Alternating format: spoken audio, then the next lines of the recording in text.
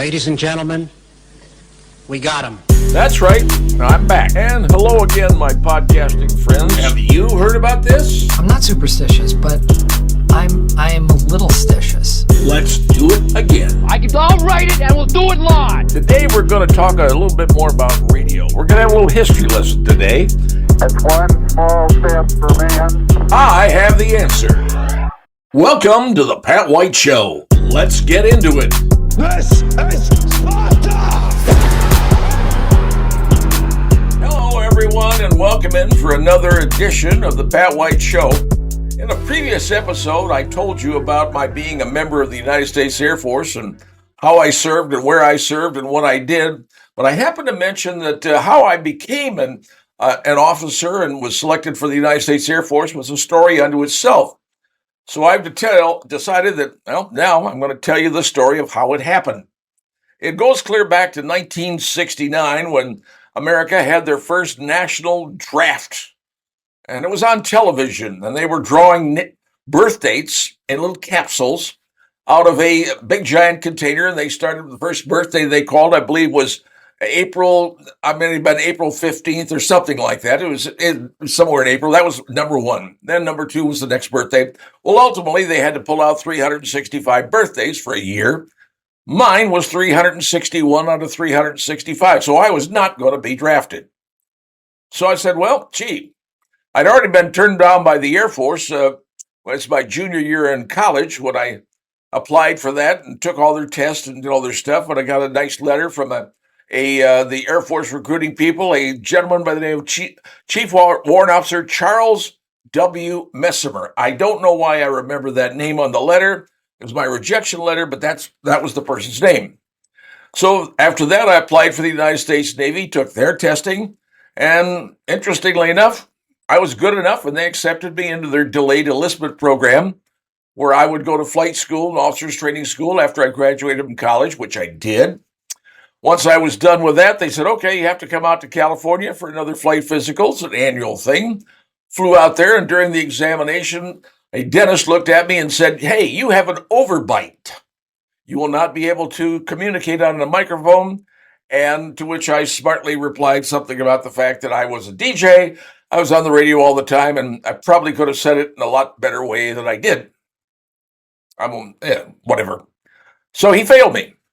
So there I had failed out of the Navy. They had to throw me out of the Air Force.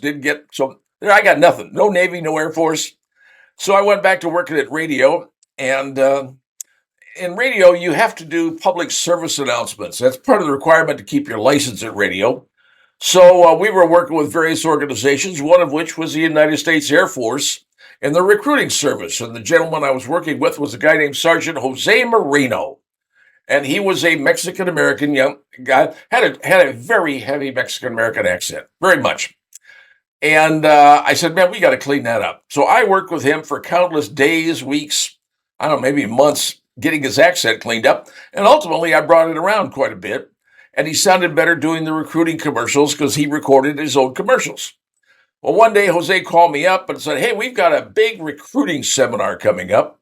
We're bringing in recruiters from Arizona, New Mexico, Texas, and even the head recruiting guy is coming in, and we're going to hold it right here in El Paso at a big major hotel and conference center.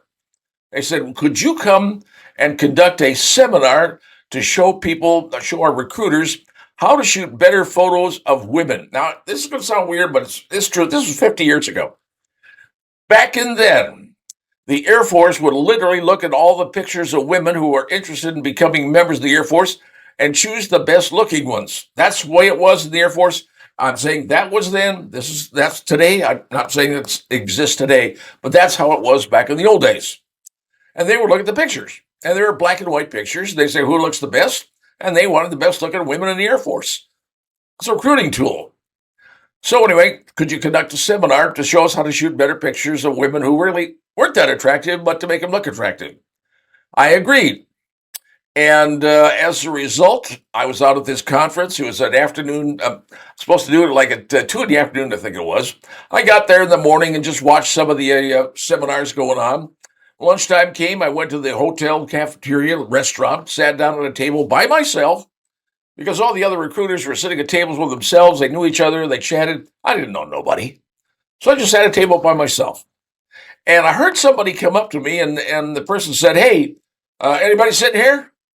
And I kind of looked over my shoulder, kind of like this, and I saw an arm with a bunch of hash marks on it. And you don't see hash marks very often on a uniform, but the person was wearing a uniform with hash marks.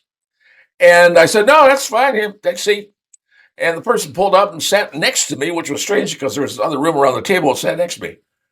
And I looked over, and here was this older gentleman.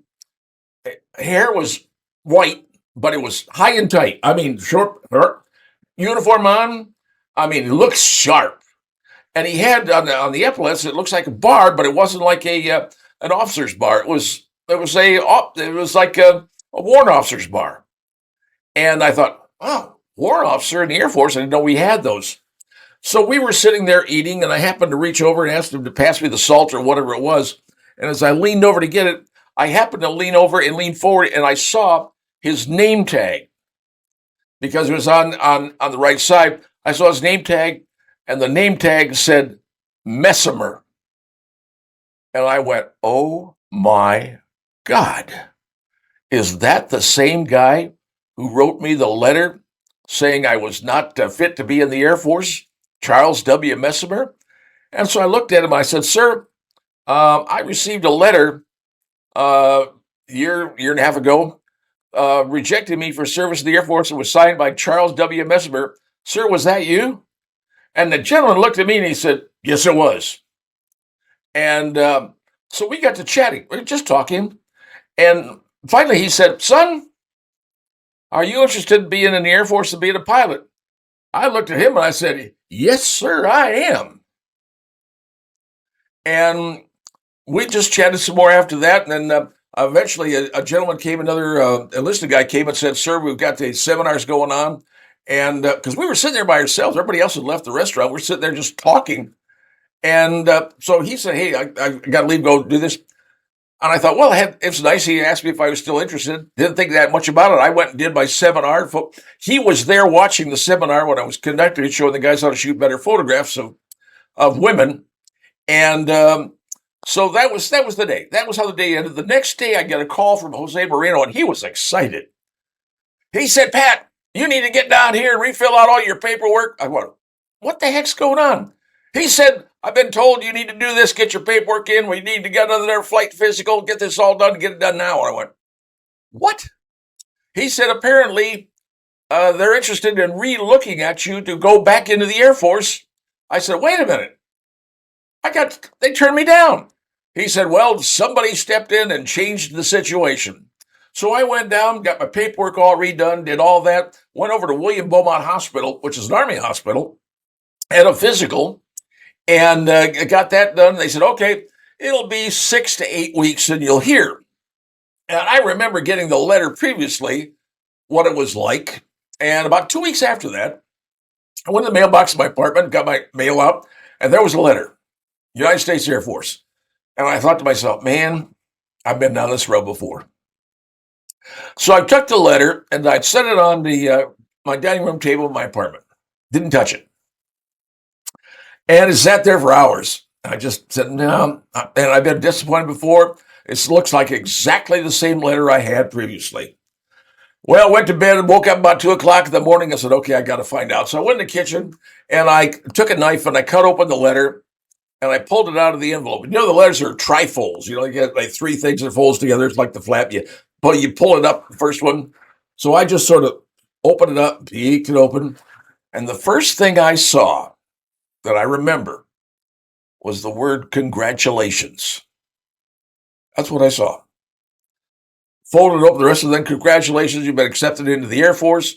All the other stuff going on. And at the bottom of the letter, I looked down the bottom and it was signed Charles W. Messimer, Chief Warrant Officer. My God, it was the same guy who'd failed me a year earlier. I had lunch with, and he got me back in. I don't know how that happened. Contacted Sergeant Moreno, got all the stuff done, all the orders done, cut all the stuff.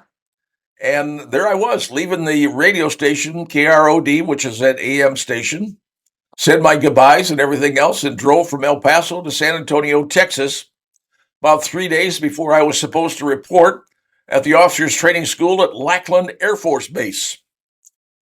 I ended up staying with a friend of mine who'd been my roommate. His name was Alan Schwartz, and he was going to college in El Paso, and he and I were roommates for a while. He was from San Antonio, and why he was in El Paso amazed me, but apparently coming from a very rich family, and his parents brought him a brand new Chevy Camaro and had him go to school in El Paso. Went back there to San Antonio. Turns out his parents owned a department store in San Antonio, lived quite well. I stayed at Alan's house for like 3 days. They had maids. I mean, way over my pay grade. Reported at Lackland. And, the day prior to reporting, I went and got a haircut because my hair was kind of long. Went and got a haircut. And when you get to Lackland, get signed in, first thing they do is give you a haircut, and they shave you as bald as a cue ball. So I looked all tan, except I had a big white head. And there I was in officers training school in Lackland Air Force Base in wooden World War II barracks. 2-story, no air conditioning. San Antonio in August and September is hot and humid. There were 3 of us in a room. We had Jim Hicks, better known as O.T. Hicks to me, and Fat Jack Avis. Well, Jack ended up becoming the brigade commander later on, and he was a little overweight. And when he ran we had to run 1.5 miles. He had to do it all the time. And if you could run the mile under a certain period of time, you didn't have to do the next half a mile. But everybody gathered around Fat Jack to get him to go and move. It was a team thing. It was a darn thing. I mean, the brigade, we're all getting Fat Jack to go, and he became our brigade commander. Well, we spent 6 weeks at Lackland and then moved over to a place called Medina Annex, which is the new Air Force officer facility at that time. The women were housed there. They had a real nice multi-story dorm for all the men. It was air conditioned. It was very nice. That's where I spent the last 6 weeks of my training. So looking back at that, I'm saying, how did I get in the Air Force? Well, now you know the story. Accident, fate, I can't tell you any of those things. But that's what happened to me. And I look at it and say, someone was sitting on my shoulder. Some angel was sitting on my shoulder somewhere and said, if at first you don't succeed, try again. And that's how I got into the United States Air Force and officer training school. Now you know. Coming up next. Hello, everyone, and welcome into this edition of the Pat White Show. The reason I'm talking today is because I am concerned about the possibility of the United States of America evolving itself into another civil war. And that's not something I take lightly, and frankly, it's not something I'm happy to discuss.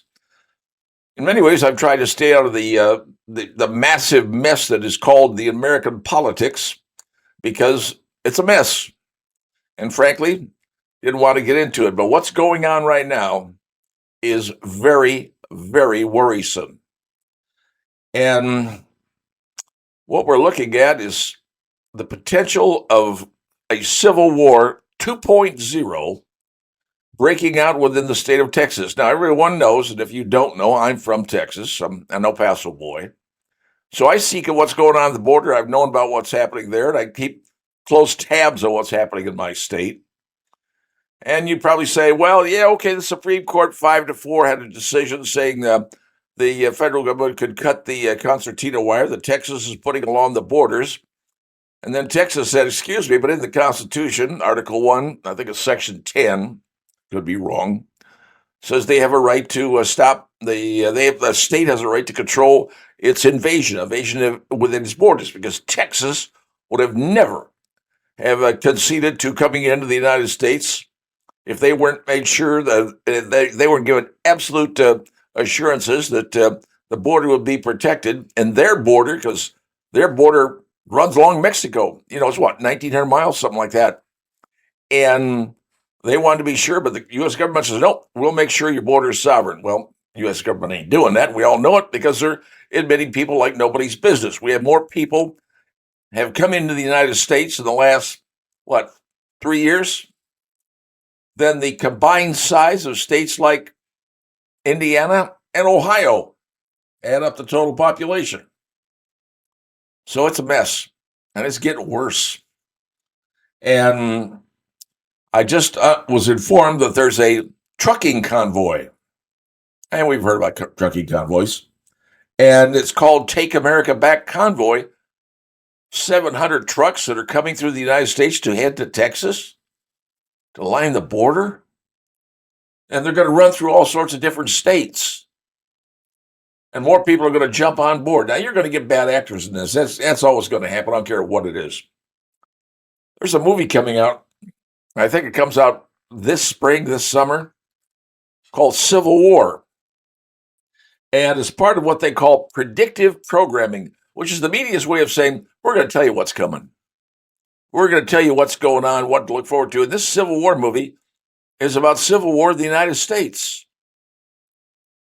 Now, I've heard the president say, if there's insurrection in America, the U.S. military can destroy anybody on an insurrection. I've heard him say it. Probably you have too. But we got a problem.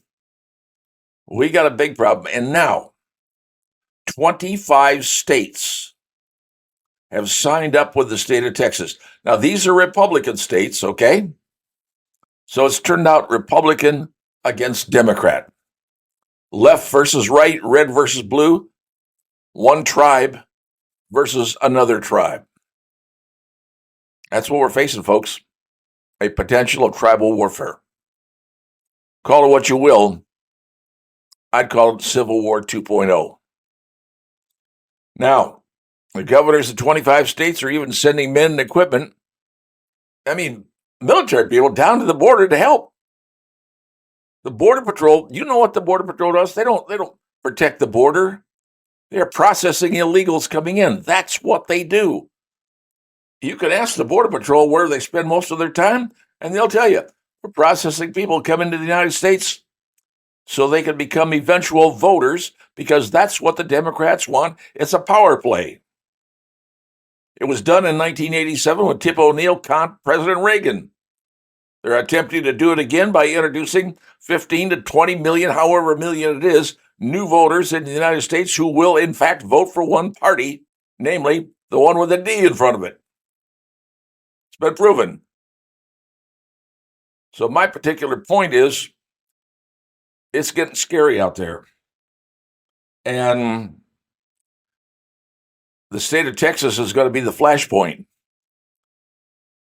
There's a Democrat representative in Texas who is saying to the president, nationalize the Guard, the Guard and Reserve of Texas, put them under national authority, and let them take on their brothers. In the World War II, we had brother versus brother. We are facing the potential. The president does some of these potential things, not saying it's going to happen. But I'll tell you what scares the heck out of me. We are reaching a flashpoint.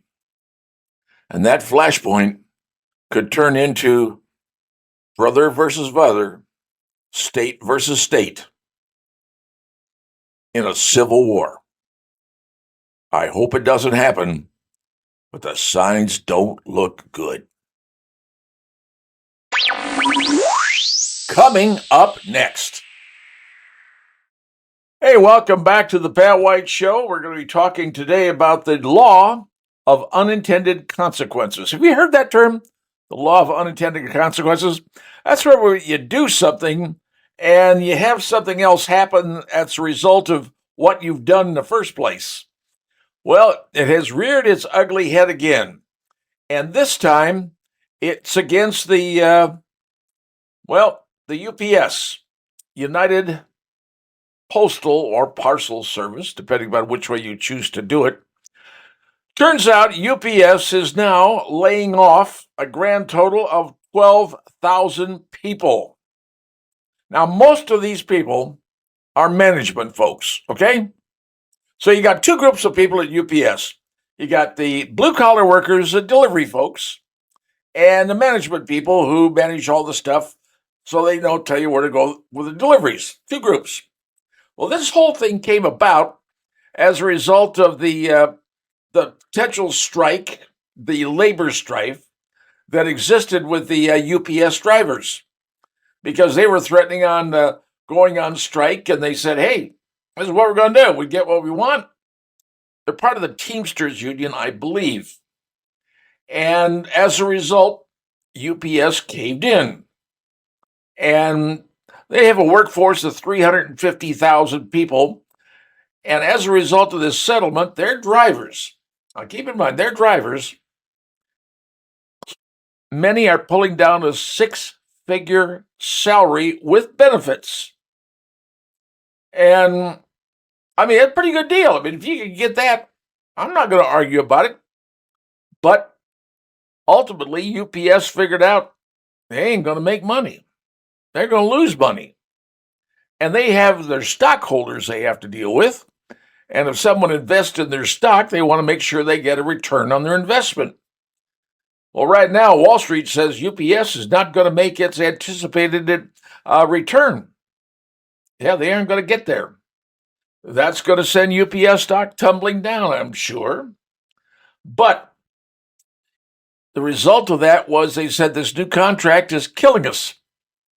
We can't afford to do what we're doing, so the only people they can lay off, because everybody else, the drivers, are in the union, and this includes full-time and part-time drivers. And going against the union, it's a big battle. You can't win. So UPS has decided, well, we're just going to lay off 12,000 of our management people. Now, that's all well and good. I mean, if that's what UPS needs to do to maintain their status, maintain their survivability, if you will. But that's what they're looking at. And I will tell you that eventually UPS is going to start thinking about other ways of delivering packages because it is becoming cost prohibitive. And here's the next thing that you can see going on. The prices that you pay to have something delivered via UPS, whether it's from someone coming to you or you sending to somebody else, is going to go up. It's going to have to. If UPS can't meet its required by Wall Street amount of money that it has to make, because Wall Street comes up with these projected plans, you don't make it, Wall Street's going to turn on you like a snake. And if they turn, then the stock prices are going to go down, companies going to lose money, and more people are facing a very bad situation as far as potential employment goes. But the white-collar employees at UPS are now losing, and the blue-collar employees are winning. And some would say, about time. Blue-collar people have been cheated for years and years, and now it's time for them to get their due. If you feel that way, fine. But just remember what I said in the beginning. There's the law of unintended consequences. You do something, in the end, you might get bit in the butt. Just saying. Something to think about. Coming up next.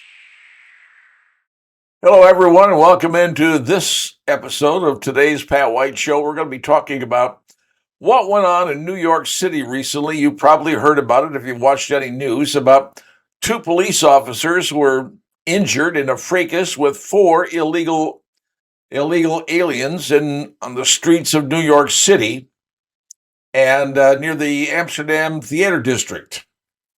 Police officers told the guys to move on. A fight broke out. Officers were knocked to the ground. The illegal aliens were seen hitting and kicking the police officers who were down on the ground, and it turned into a fracas, a big fracas. Well, 4 of these gentlemen were arrested and subsequently released by the district attorney in New York City. And what happened after that is where the story gets really interesting. So now we know, fracas in New York City, 4 individuals anywhere from 19 to 24 years of age, one of them who already has 2 charges against him for a robbery and assault of a police officer, 2 already, and he was still walking the streets. And when one of them was let out, one of them who was let out He was walking, he's doing a perp walk is probably the bad term to use, walking out of jail, and he is flipping off everybody within visual distance of him, especially to the news cameras, and also saying whatever he was saying. I don't know what it was, but showing that, you can't do anything to me, and you're not going to do anything to me because we're illegals, and in New York City, you can't touch those people because, well, hopefully soon they'll be American citizens and be allowed to vote. So Democrats in New York don't want to touch the illegal aliens because that's the new voting base. Well, anyway, it turns out that these 4 individuals somehow managed to get fake ID cards. Who bought them, where they got them, I don't know. And then a religious group contacted another particular group, nonprofit, and booked these 4 individuals onto a bus line that would take them from New York City to California. Now, that got me to thinking. New York City to California is what, 3,000 miles? Around that area. That's a long bus trip. So, yes, the bus is going from New York to California. That part I understand. But is there anything that stops them from getting off of the bus at any time between New York City and California? Yeah, I know they go to California. They're then in the minority.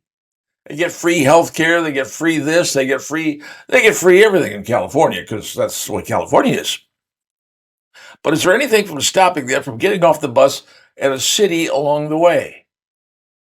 Cities along the way could be, I don't know, maybe Pittsburgh, Philadelphia, who knows? I don't know where the buses go.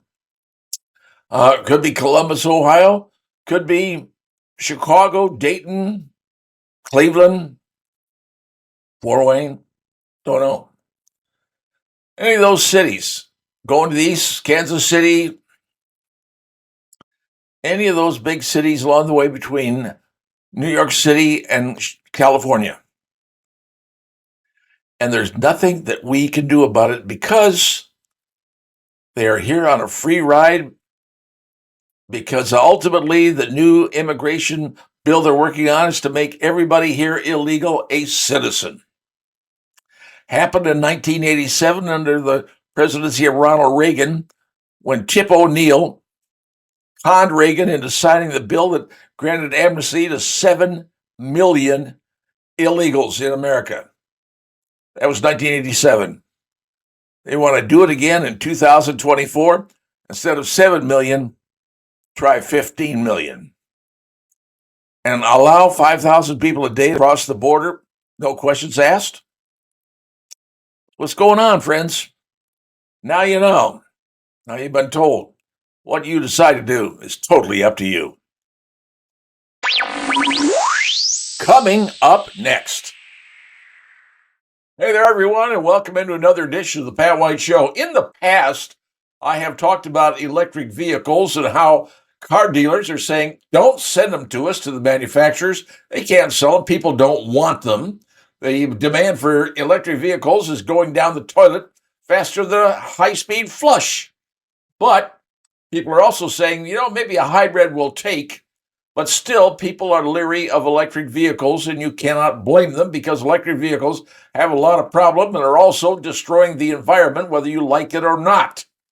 Well, it turns out that GM and Honda have announced a collaboration, a momentous collaboration, where GM and Honda unveiled the groundbreaking of a 50-50 joint venture. Now, this is big, 50-50 between Honda and GM.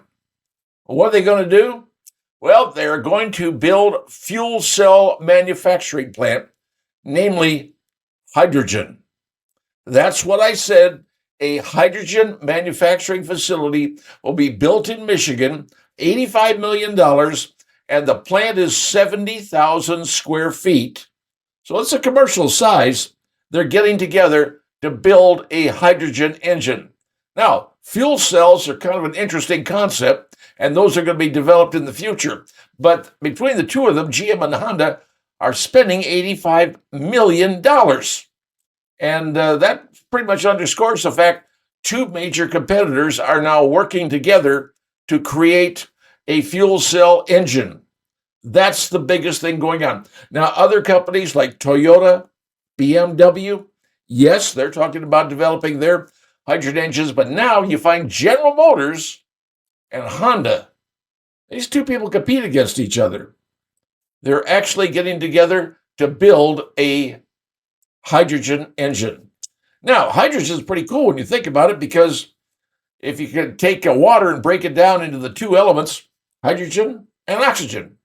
Well, if you keep the hydrogen, the only thing you got left dumping out the tailpipe is water. And isn't that better for the environment? Now, some people say, oh, no, hydrogen, the Hindenburg. No, it ain't that kind of deal. They're developing engines that create hydrogen. And also the supply chain. You think about it, if you have an electric car, where do you go to get it charged up? That's a real big problem that exists in today's society. But a hydrogen car, that's something that can be handled pretty doggone quickly and easily. So with Honda and GM getting together for hydrogen engines, they think that's going to be the next thing in cars to get us off of this fossil fuel powered by hydrogen, which is plentiful because it's everywhere, because you're breathing it. It just exists. Is it going to happen soon? Well, it's already happening to some of the car dealers. They're coming out with their hydrogen engines already. Toyota's got them in some cars. BMW's got their new car coming out with it. But I can't tell you this. When you get biggies like Honda and GM working together to create a hydrogen car, sort of like some of the stuff they got coming out looking pretty cool. Will it work? We're going to find out. But that's the next plan going on, folks. Honda and GM have gotten together to build a hydrogen engine, and they're going to spend $85 million in a brand new factory in Michigan to do it. News you need to know, and I'm happy to present it. Have yourself a great day. See you soon. Coming up next. Hello, everyone, and I'm Pat White, and here's another segment of the Pat White Show, because we're going to be talking about restaurants. And I will be honest with you, I happen to be a fan of Burger King. Well, Burger King's had a number of problems over the last few years, and now they're trying to completely regroup themselves, reorganize, and turn themselves into a better restaurant and reignite the flame. We started that 2 years ago. But here's what they're supposed to be doing. They're supposed to be identifying the restaurants that are underperforming. Those are the ones that are not doing good. They're not making money. They're run down. They look bad. And they're supposed to be eliminating those restaurants. And if that's the case, fine. Could be a restaurant in your neighborhood. Could be a restaurant in my neighborhood. All I know is that's what they're working on doing. And then for the restaurants they keep, remodeling the restaurants. I don't know if you've noticed, but Wendy's restaurants have been remodeled recently to make them look a little newer, a little bit better. Well, Burger King wants to renew and re-improve their restaurants. But here's the big thing. One of the things that Burger King is interesting, is cool about, was Whopper Wednesday. And I don't know if you've been through Whopper Wednesday. It used to be you could get a burger $3.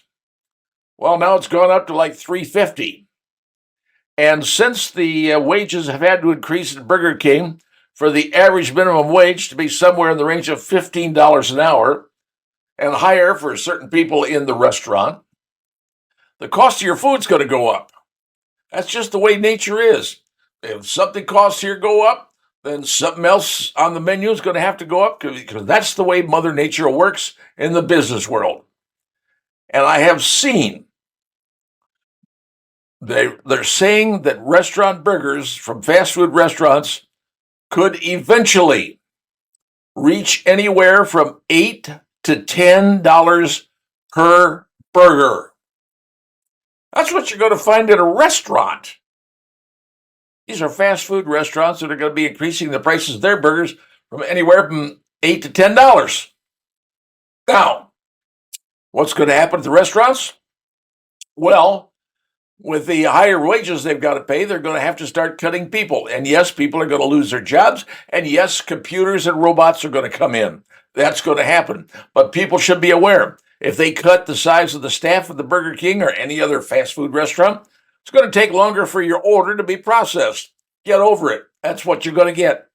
You raise the wages, people get let off, and it's going to take a longer time to get your particular food. That's one of the things that could be happening.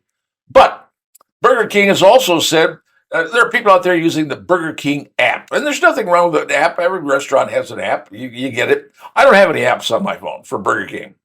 But people are saying their app depends on which app you have and where you live.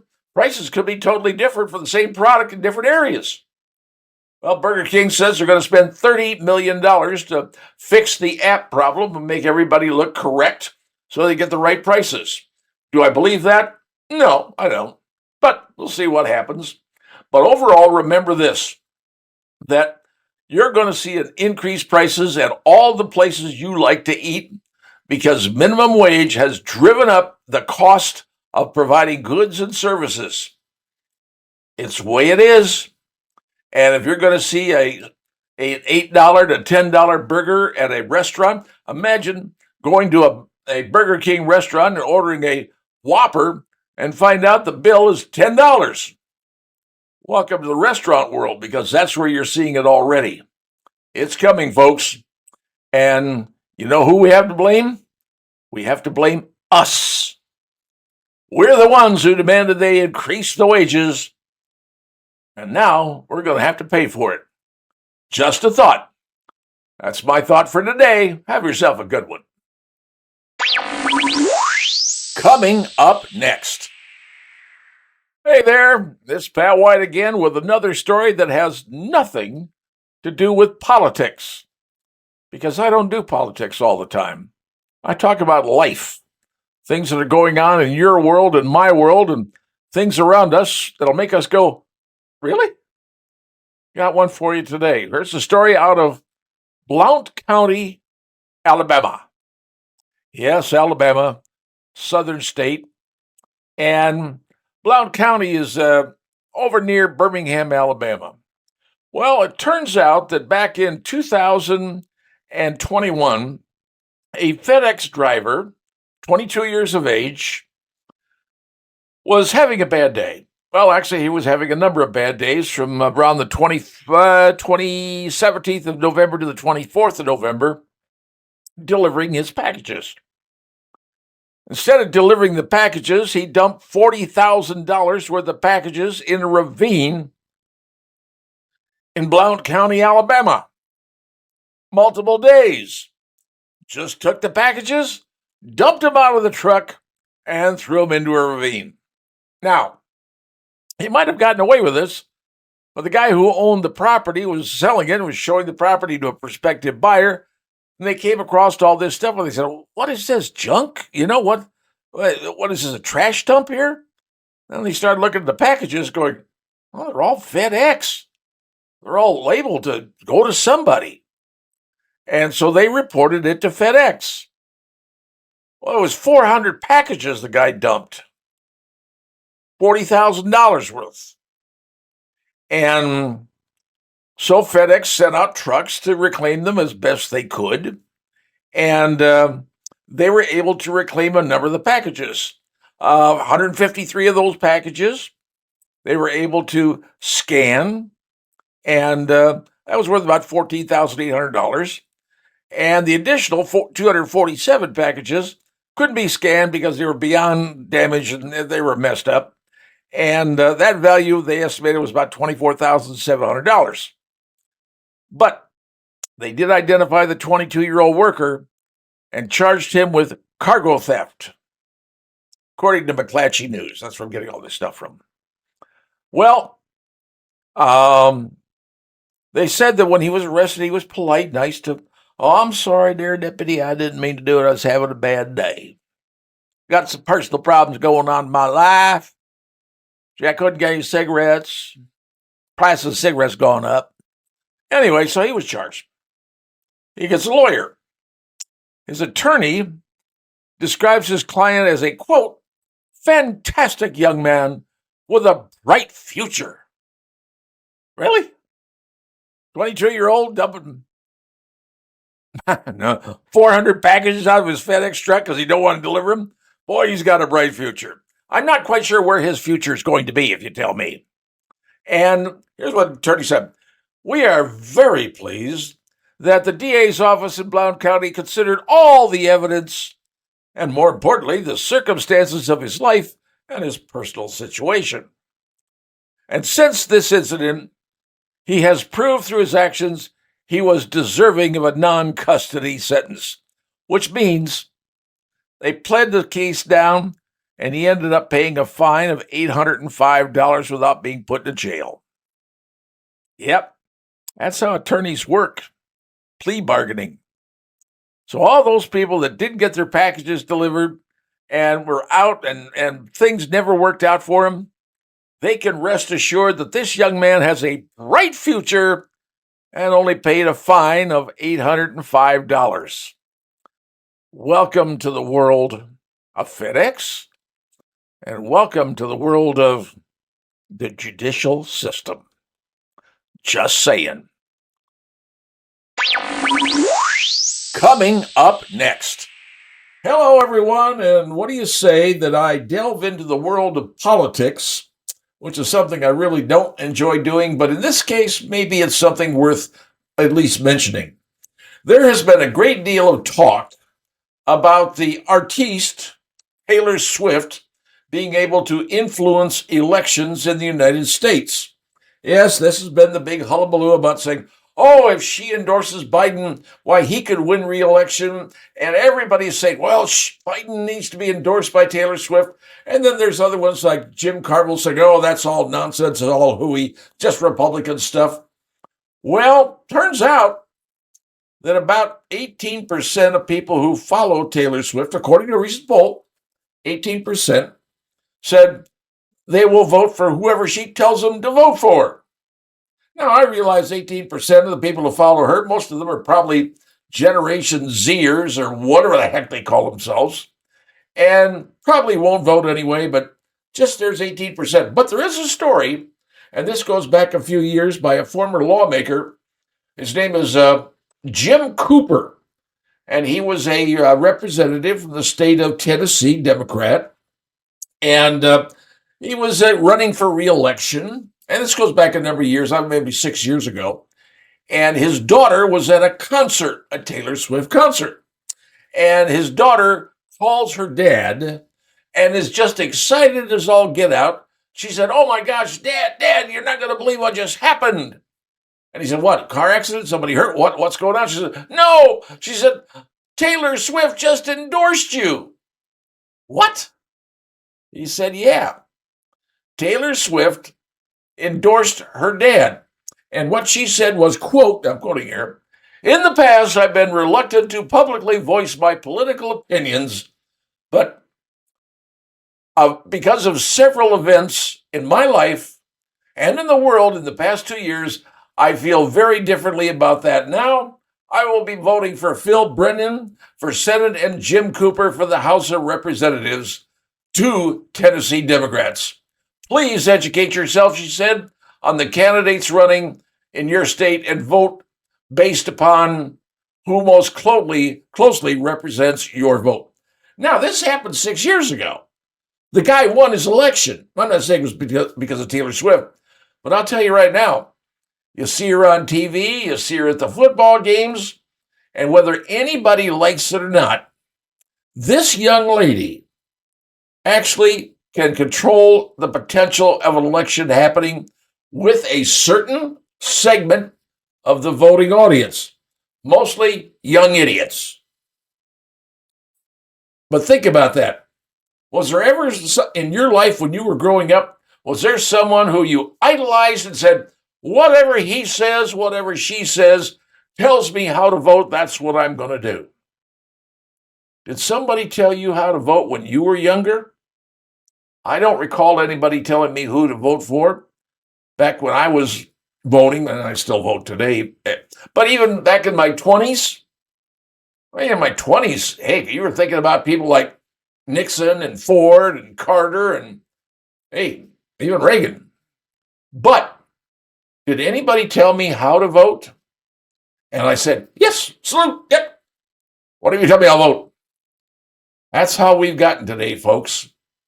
When a singing individual, person who sings, can determine an election, and the parties are killing each other trying to get that person's support. How bad have we gotten in America? Pretty dang bad. Coming up next. Hello, everyone, and welcome into another element of the Pat White Show. Today, we're going to be discussing groceries.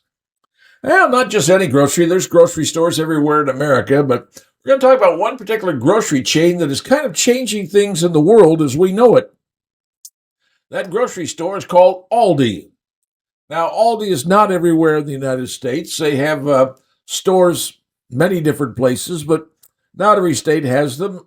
We're lucky here in Indiana we have them, but they're doing something kind of different and new that I thought I would pass along to you in case you happen to be an Aldi shopper.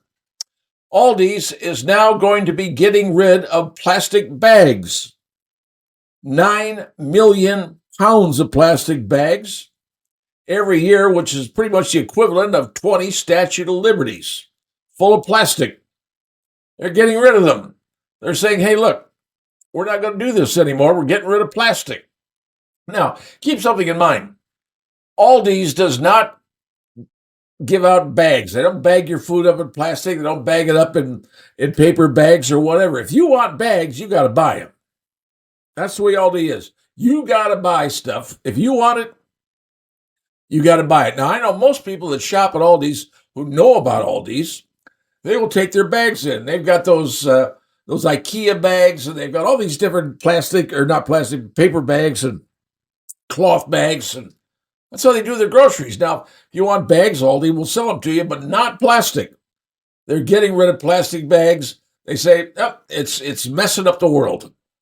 Now, they'll sell you a paper bag. Apparently, they have those. I've never seen them, but apparently they have paper bags. They'll sell you those. But most people know you go to Aldi. Well, it's like going to Costco. Costco doesn't give you bags. You just wheel the cart out and dump the crap in the back of your car. Well, Aldi's pretty much the same way, but most people go there with their little cloth bag or their IKEA bag. I know my wife does, so the reason I know about it because she does that. But IKEA is a big, giant bag they make. It's a huge bag. But Aldi's is getting rid of bags. And here's another thing. They're working, most of the stuff they sell in their store, 90% of the stuff they sell at Aldi's is private label. That's their label. And there's some pretty good deals to be had, and people know that. And but they have their low price Aldi hauls. I mean, there's a lot of things Aldi has, and I know my wife shops there on occasion and buys stuff because she said it's better, it's less expensive, and frankly, we're regular people, and we eat food like everybody else does. Not fancy, but anyway, Aldi does this, and what they're trying to do is to cut down the amount of plastic that goes into the landfills. Here's one of the cool things they're doing. They're working with some of their suppliers who have their products in a cardboard box, but they have a plastic window. You've seen those. I mean, you take a look at pasta. You go to the store to see pasta, and you can peek in the window and say, okay, well, that's the round things or those are the square, whatever. They're getting getting manufacturers to quit doing that. Just make it into just a box, paper box, because that can be recycled. That little plastic window thing is screwing up the recycling machines. So they're getting folks to stop doing that. Now, the question is that going to make you more or less interested in shopping at Aldi? They've got 2,300 stores. They're really big in Europe. Just in case you don't know, they're massive in Europe. And on Facebook, you know how many people Aldi has on their Facebook page? 600,000. On their Facebook page. So, no more plastic bags, although you had to buy them. You can buy paper bags or bring in your own bags. Aldi is doing something to save the world, getting rid of plastic, less packaging, and here's something else Aldi does that I didn't know about. If they've got food left over that's still usable, still edible rather, one of the things that they do is they donate food to Feeding America. That's right. Aldi's donates excess food that is safe to eat to Feeding America. I'm going to give them props for that, for me personally. So now you know, folks, don't expect plastic bags at Aldi's. Take your paper bag or take your IKEA bag or whatever you got. You've been informed? Now go forth and shop. See ya. Coming up next. Hello, everyone, and welcome back into today's edition of the Pat White Show. And for those of you that watch Entertainment Tonight and all those celebrity shows on TV, and you follow all the lives and tribbles and tribulations of celebrities, this is a story just for you. As you may have heard, Alec Baldwin was involved with the filming of a movie called Rust. And I'm going to give you the quick and dirty on this. Scene was he was supposed to shoot a gun, close-up shot, supposed to have the gun, photographer down there with a camera shooting it. Whatever reason, he cocked the gun went bang, and it killed the photographer, injured another person. And Alec Baldwin was, he was going to be charged, and they said, well, apparently he's not going to be charged. Well, new forensic auditors looked at this, new team of attorneys, and they said, we got new techniques, new DNA stuff, new technology that we didn't have before, and we're charging Alec Baldwin with manslaughter. Now, manslaughter means you didn't intend to do it, but you did it anyway, okay? And so he is now facing trial for manslaughter, which could put him in jail for, a certain number of years. Well, okay, fine. That's the juicy part, right? But people thought, well, hey, the prosecutor said we're not going to do it because we don't have enough proof. And Alec Baldwin was going, I want him off the hook. I'm okay. Well, the new prosecutors came in, new evidence, recreated everything, and said, no. A gun don't fire unless somebody pulls the trigger. And it plainly shows that he had his hand on the trigger. Alec Baldwin did. He said, well, I didn't pull the trigger, but they checked the gun out. And the only way you're going to make the gun go bang is you got to pull the trigger. And his finger was on the trigger. Well, so now a benefactor has come to his aid. So for you people watching Entertainment Tonight, you'll probably see this. And it may be old news to you, but I will tell you anyway. The SAG-AFTRA, that is the Actors Union, has now come to the aid of their client, Alec Baldwin, and said, performers trained to perform, I'm quoting him here, and they are not required or expected to be experts on guns. Therefore, Alec Baldwin should not be held because he's just an actor. It ain't his fault. He didn't know the gun. See, what they're admitting was the gun was loaded with a real ammunition. And they're admitting that he did, in fact, fire the gun, is what they're saying. But it ain't his job to worry about it. He's just a stinking actor that just sits there and reads the part and says, oh, words, bang. Okay? That's what the union is saying. And this is juicy. So now the union is saying, yeah, he did it, but it ain't his fault. So what they're saying is, the blame goes to the armorer, the lady who was responsible for the guns. And I can understand why they're making that case. Because to tell you the truth, somebody handling guns that hands them to the actors are idiots, most of them. They give them a gun, they think they're cool, I got a gun, okay? But they should know what's in those guns, whether they're live bullets or whether they're blanks. And you can tell. Anybody who knows anything about bullets goes, yeah, that's a bullet. That's a real one. That's a blank. And they're saying the armorer is responsible for that, and the armorer may very well be because having live ammunition on the set of a production, trust me, folks, that don't belong. So now the union representing Alec Baldwin has said, it ain't his fault. He's an idiot actor who just reads lines. And it's the fault of the person who handed him the gun. He's only a trained monkey, and one monkey don't stop no show. Now you understand the latest on your friendly Hollywood celebrity. That's all I have for now. See ya. Coming up next. And hello, fellow podcast friends. Pat White Show continues today, and here's a good one for you. I think you're going to like this one. As you may or may not know, we are scheduled to have a solar eclipse in our area of the United States on April the 8th. That's a Monday, April the 8th of 2024, this coming few months. Now, the swath of the solar eclipse is only going to be about 112, 113 miles long, but some folks down in Indy who sponsor the greatest spectacle in solar eclipses, formerly known as the greatest spectacle in racing, the Indianapolis Motor Speedway, has now decided they are going to open their speedway for those of you to come in, sit in the stands, and watch the solar eclipse from roughly 3:10, I take that back, from roughly 3:06 p.m. to 3:10 p.m. on Monday, the October the 8th, at the Indianapolis Motor Speedway, the greatest spectacle in solar eclipse. Now, you're saying to yourself, oh, how nice.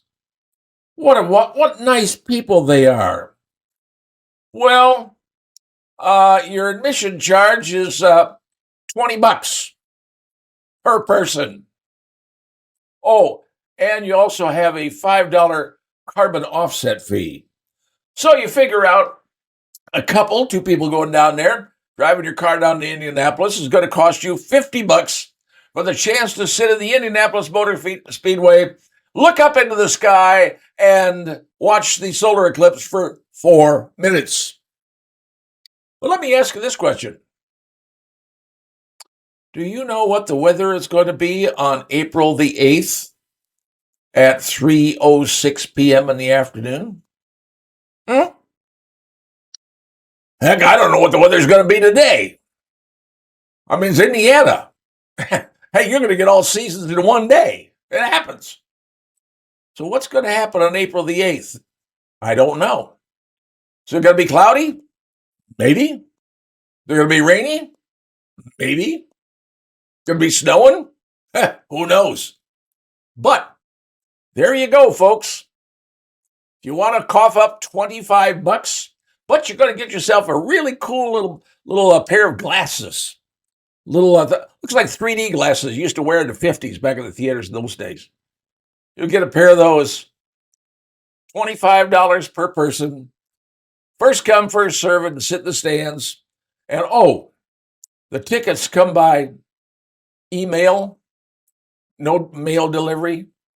So I guess you got to do it on your phone, show them your phone, whatever. You got your tickets. And like I said, first come, first serve, 4 minutes, $25. Gee, that works out to about $6 a minute for the people at the Indianapolis Motor Speedway. Not a bad take if you get my drift. Now you know. Go forth and purchase tickets. See ya.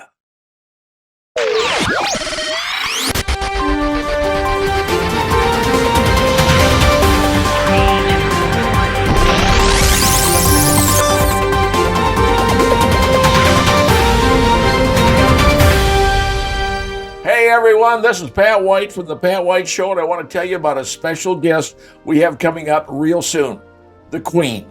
That's right, Queen Diane is going to join us on The Pat White Show to discuss past, what we did, some of the guests we had, some of the fun stuff that we enjoyed over the years when we were broadcasting at 50,000 watt WOWO. If you have a question for us on a particular show, what we did, just drop us a line at patwhiteshow@gmail.com. That's patwhiteshow@gmail.com. And who knows, you might hear your question read on the air. Well, that does it for today's edition of the Pat White Show. Thanks for tuning in, and make sure to follow us on social media for the latest Pat White Show for all the news and updates. And stay tuned for brand new episodes of the Pat White Show coming real soon. Like what you're hearing? Make sure you don't miss an episode by following The Pat White Show on Spotify. Just search for The Pat White Show, hit follow, and get ready for insightful conversations delivered straight to your Spotify feed. If you enjoy watching podcasts as much as listening to them, good news!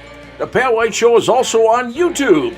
Subscribe to our channel now for visual content, behind-the-scenes footage, and full podcast experience. Find us on YouTube at the Pat White Show channel.